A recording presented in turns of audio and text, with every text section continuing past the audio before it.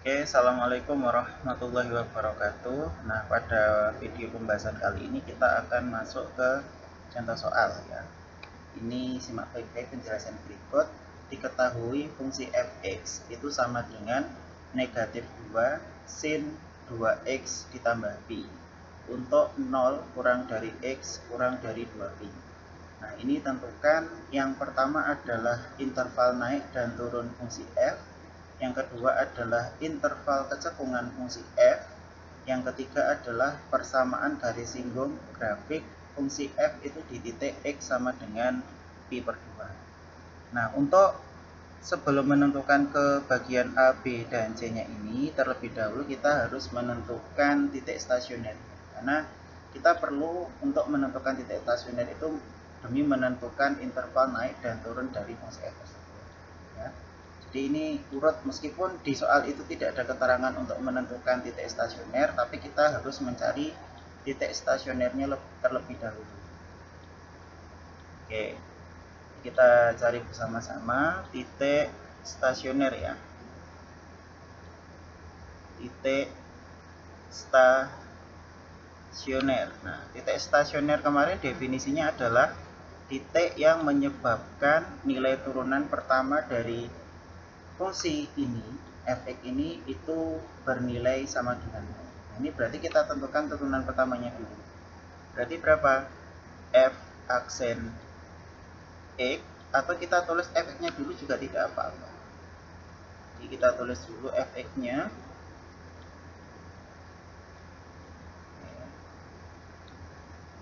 Ini nilai dari fx itu kan nilainya sama dengan negatif 2 sin 2x ditambah pi.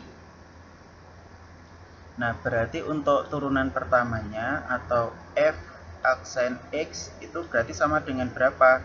Nah, di depan x-nya ini kan ada angka 2. Dan sin itu turunannya adalah cos ya. Berarti nanti di sini bisa kita tuliskan menjadi negatif 2. Sin turunannya adalah cos. Tapi di depan x-nya ini ada 2. Berarti sama dengan dikali 2 cos berapa ini? Cos 2x ditambah pi. Jadi kita pakai sifat turunan ya. Nah, kemudian ini kita hitung hasilnya. Negatif 2 dikali 2 itu sama dengan negatif 4. Maka ini hasilnya menjadi negatif 4 cos 2x ditambah pi. Ini maka ini adalah nilai dari turunan pertamanya. Nah, kemudian sekarang untuk syarat stasioner berarti gimana kemarin? Untuk syarat stasioner ya sama seperti definisi ya. Berarti nilai dari f aksen x itu haruslah sama dengan 0. Dan ini nanti kita bisa menggunakan persamaan trigonometri seperti biasa. Ini kita cari dulu. Berarti negatif 4 cos 2x ditambah pi itu nilainya sama dengan 0. Nah, di depannya cos ini kan ada negatif 4. Ini bisa kita sederhanakan. Berarti untuk kedua ruas ini kita bagi dengan negatif 4. Nah, berarti hasilnya jadi berapa di sini? Menjadi cos 2x ditambah pi itu nilainya sama dengan 0. Nah, sekarang perhatikan teman-teman. Di sini kamu harus mencari cos itu bernilai 0 ketika sudutnya berapa. Nah, sebenarnya pi itu kan sama dengan 180 derajat. Ya, ini 180 derajat. Kemudian kita di sini tadi sudah ditentukan batasannya gitu loh. Batasannya di sini 0 kurang dari x kurang dari 2pi. Kalau teman-teman bingung bisa diubah menjadi satuan derajat dulu juga boleh, atau mau langsung menggunakan pi juga boleh. Nanti hasilnya sama, teman-teman. Ini saya coba menggunakan satuan pi saja ya. Berarti cos yang bernilai 0 adalah cos 90. Sehingga nanti persamaannya itu bisa kita tulis menjadi berapa di sini berarti? Cos 2x ditambah pi. Nah, berarti sama dengan cos 180 bagi 2 kan 90 ya. berarti di sini ditulis Pi dibagi 2. Nah, jadi seperti itu ya teman-teman. Ini jangan lupa untuk intervalnya ya. Interval yang diminta tadi itu mulainya dari 0 kurang dari X kurang dari 2. Ini ya. Nah, ini untuk sebagai acuan kita nanti ya. Nah, sekarang kita tentukan dulu nilai dari X-nya. Ini ya. Berarti cos itu punya dua kemungkinan. Nah, kemungkinan yang pertama itu adalah kita tulis dulu. Ini ya. Berarti yang min pi per 2, yang negatif. Ini bisa kita tulis menjadi 2X ditambah pi itu sama dengan min pi per 2 ditambah K dikali 360 derajat. Itu bisa kita ubah menjadi 2pi. Ini sekarang bisa kita selesaikan teman-teman. Berarti ini coba, ini kan ada 2X ya. Ini kita modifikasi. Berarti menjadi 2X sama dengan min pi per 2. Nah, saya hapus dulu.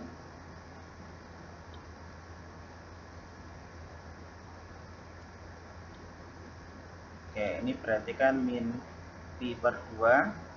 Ini kan bisa dipindah ke sini ya, berarti menjadi min pi ditambah K dikali 2pi. Nah, sekarang ini kita samakan penyebutnya dulu ya. Ini kan min pi per 1.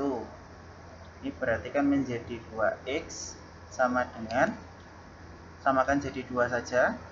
Berarti menjadi min pi dikurangi 2pi ditambah K dikali 2pi. Min pi dikurangi 2pi itu kan sama dengan min 3pi ya. Berarti di sini 2X sama dengan min 3pi. Ini kan dibagi 2 ditambah K dikali 2pi. Nah, sekarang perhatikan, di depan ini kan masih ada 2X. Berarti kedua ruas itu bisa kita bagi 2 ya. Jadi untuk menghilangkan bilangan yang berada di depan X, ini adalah kedua ruas kita bagi dengan 2. Atau istilah dibagi 2 itu sama dengan dikali 1 per 2. Nah, ini sama saja ya teman-teman. Kalau ini kedua ruas kita kalikan 1 per 2, kan persamaannya menjadi X sama dengan berapa ini? Min 3 per 4 pi. Nah, kemudian ditambah K, ini dikali 2pi. Jadi seperti itu ya. Ini berarti untuk kemungkinan yang pertama. Kita tandai dulu.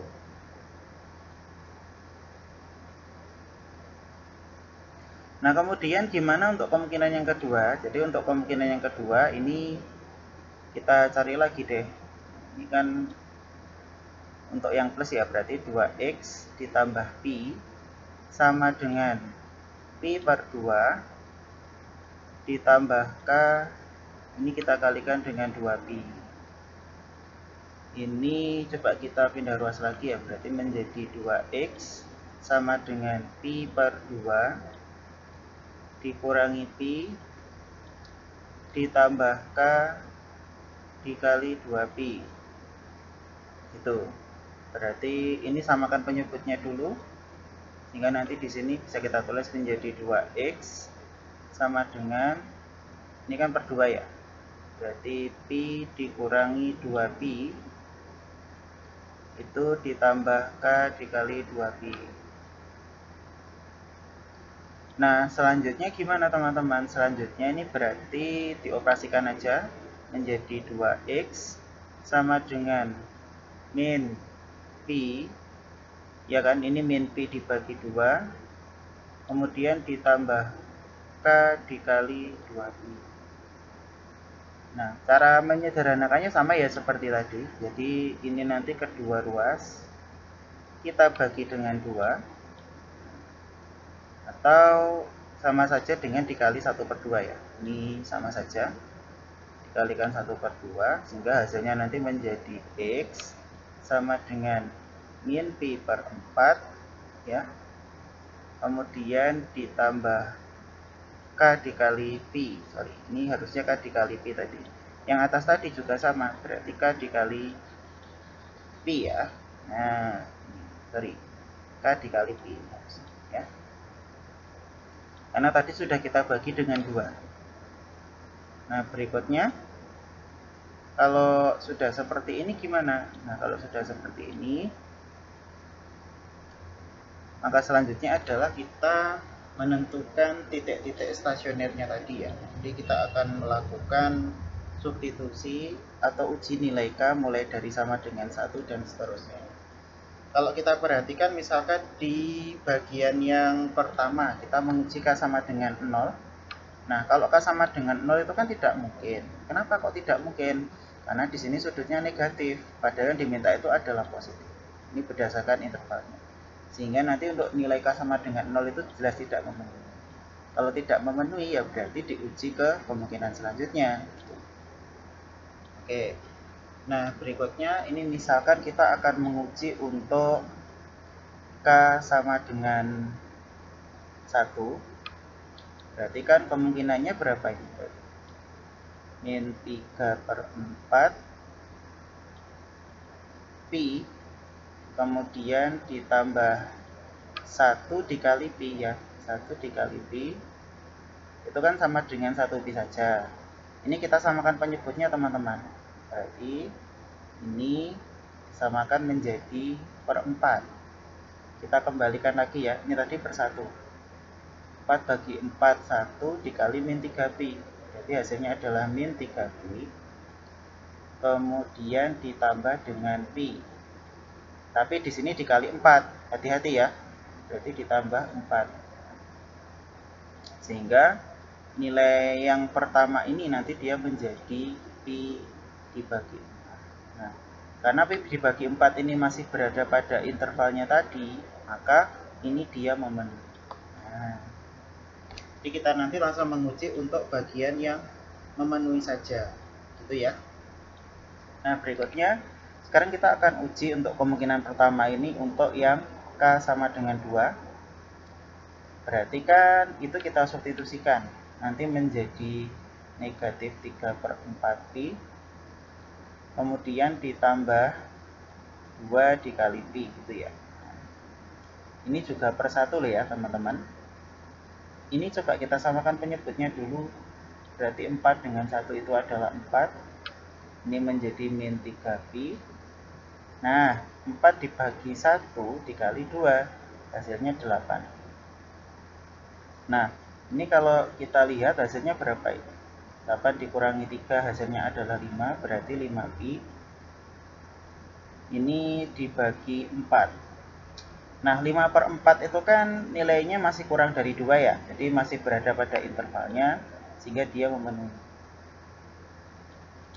Nah, Pak, terus gimana untuk K sama dengan 3? Kalau teman-teman nanti substitusikan untuk K sama dengan 3 pada bagian yang pertama ini, nanti dia tidak memenuhi ya. Jadi lebih dari 2 Pi nanti kalau dimasukkan. Sehingga nanti yang pada interval ini yang memenuhi adalah Pi per 4 sama 5 Pi per 4. Jadi seperti itu ya teman-teman. Berikutnya, sekarang kita akan menentukan untuk bagian yang kedua ini ya, kemungkinan yang kedua. Tinggal kita selesaikan aja, berarti gimana nih? Saya uji mulai K sama dengan 1 ya berarti. Kalau K sama dengan 1, karena sama dengan 0 ini juga tidak memenuhi nanti. Kalau K sama dengan 1, berarti kan min Pi dibagi 4 ditambah 1 dikali Pi. Nah, berarti ini samakan penyebutnya menjadi sama dengan 1 ya. Yang ini 1 maksudnya, nanti disamakan menjadi sama dengan 4. Ini kita samakan dulu. 4 dibagi 4, 1 dikali min Pi adalah min Pi. 4 dibagi 1, 4. 4 dikali 1 sama dengan 4 Pi gitu ya. Nah, ini berarti ditambah 4 Pi. Sehingga hasil yang diperoleh dari sini itu hasilnya sama dengan 4 dikurangi 1. Berarti 3 Pi dibagi 4. Nah, untuk 3B dibagi 4 ini ternyata masih berada pada intervalnya ini tadi. Karena 3/4 ini kan kurang dari 2. Maka dia di sini memenuhi. Nah, berikutnya sekarang kita akan uji untuk K sama dengan 2, teman-teman. Gimana kalau misalkan K sama dengan 2? Nah, kalau K sama dengan 2 berarti disubstitusi ya. K yang berada di sini kita ganti dengan 2. Nanti menjadi negatif Pi dibagi 4 ditambah 2 dikali Pi kemudian dibagi 1 ya. Nanti nyamakan penyebutnya biar enak. Kita samakan dulu. 4 dan 1 itu adalah 4 ya. Kemudian 4 dibagi 4 1. 1 dikali min Pi adalah min Pi. Kemudian 4 dibagi 1 itu berapa? 4 dibagi 1 adalah 4. 4 dikali 2 sama dengan 8. Jadi ditambah 8 Pi. Nah, dari sini 8 dikurangi 1. Berarti berapa? 8 dikurangi 1 sama dengan 7. Jadi 7 Pi. Ini kita bagi dengan 4. Sehingga ini adalah titik-titik stasionernya ya. Ini berarti dia memenuhi. Nah, untuk yang sama dengan 3 ini kayaknya nggak memenuhi ya. Ini nanti bisa teman-teman coba sendiri. Untuk K sama dengan 3 itu dia tidak memenuhi. Artinya dari sini kita mendapatkan himpunan penyelesaian teman-teman. Yaitu berapa saja? Ini bisa kita tulis. Jadi himpunan penyelesaian itu nilainya sama dengan berapa itu? Dari yang kecil dulu ya. Yang paling kecil itu adalah Pi/4. Kemudian berapa lagi nih? Ada 3Pi/4 ya. Ini 3Pi/4. Kemudian berapa lagi di sini? Ada 5Pi/4. Nah, itu terus kemudian ada berapa lagi di situ? Ada 7Pi/4.